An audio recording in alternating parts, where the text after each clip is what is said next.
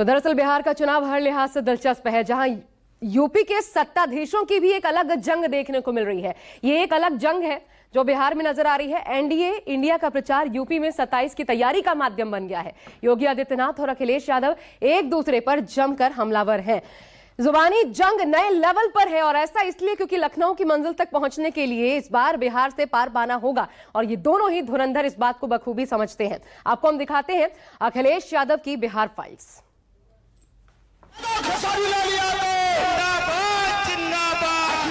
और फिर बुलडोजर में दिमाग नहीं होता है, बुलडोजर में ड्राइवर होता है, चाबी होती है। सोचो ड्राइवर बदल गया, चाबी बदल गई तो फिर बुलडोजर कहां जाएगा। बिहार में बन गया यूपी में 27 से जीतने का प्लान। इस बार बिहार की जनता बीजेपी को हटाएगी। बिहार के हटाने के बाद उत्तर प्रदेश से हम लोग हटा देंगे। अखिलेश यादव की बिहार में हुंकार से बीजेपी हैरान। ये जो समाजवादी पार्टी है ना, ये आरजेडी की पार्टनर है, कांग्रेस की पार्टनर है यूपी में। इन लोगों को परेशानी होती है कि बीजेपी की डबल इंजन की सरकार नाम क्यों बदल देती है। हमने कभी नाम इसलिए बदल देते हैं जिसके नाम के अनुरूप काम किया जा सके। जैसे फैजाबाद का नाम हमने अयोध्या किया क्योंकि अयोध्या ही वास्तविक नाम था। चुनाव बिहार का हो रहा है लेकिन सियासत यूपी की गर्मा गई है। समाजवादी पार्टी अध्यक्ष अखिलेश यादव और सीएम योगी आदित्यनाथ के बीच ऐसे जुबानी तीर चल रहे हैं कि लग रहा है जैसे यूपी में भी चुनावी रण की तैयारी शुरू हो गई। बीजेपी वाले अवध में भी हारे हैं और मगध में भी हारेंगे। ये चुनाव नौकरी बनाम भारतीय जनता पार्टी होने जा रहा है। याद करिए ना,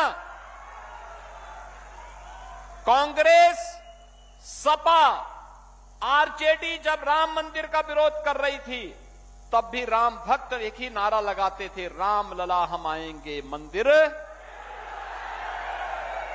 लाठी गोली खाएंगे, यही नारा लगता था।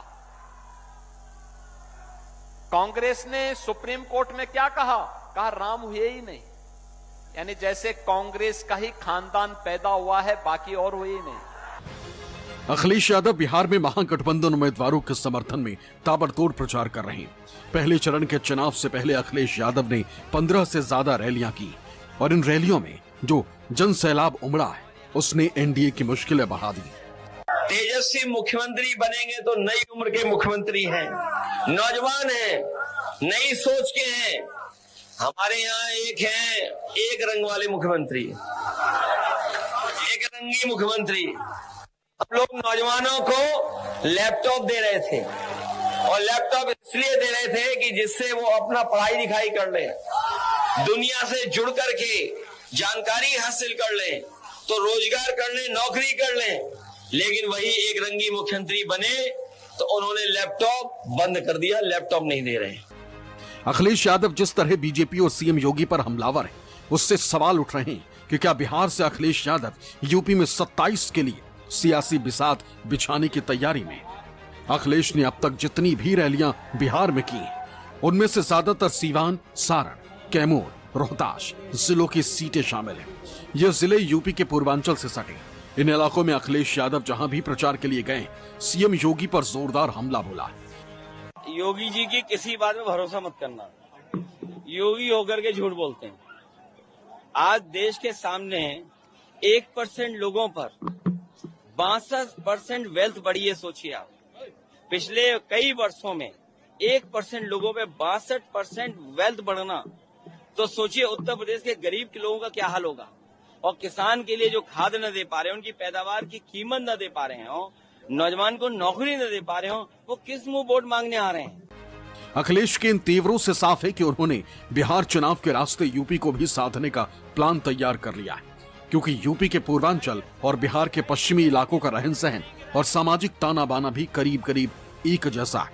इस इलाके का जातीय समीकरण भी काफी मिलता जुलता है। इन इलाकों में महागठबंधन की जीत यूपी के चुनावी समीकरण को प्रभावित कर सकती है। पूर्वांचल में विधानसभा की 150 से ज्यादा सीटें, इसीलिए इसे यूपी में सत्ता का गेटवे कहा जाता है। साल 2024 के लोकसभा चुनाव में समाजवादी पार्टी ने पूर्वांचल की 12 लोकसभा सीटों में 9 सीटों पर जीत दर्ज करके बीजेपी को करारा झटका दिया था। अखिलेश यादव का पीडीए फॉर्मूला पूर्वांचल में कारगर साबित हुआ था। अखिलेश यादव का प्लान है कि बिहार चुनाव के जरिए यूपी के पूर्वांचल में पीडीए समीकरण की मजबूती का संदेश पहुंचाया जाए, ताकि 27 में जीत का रास्ता आसान हो सके। इसीलिए अखिलेश यादव खुद चुनाव प्रचार में उतरकर यादव समीकरण को साध रहे हैं।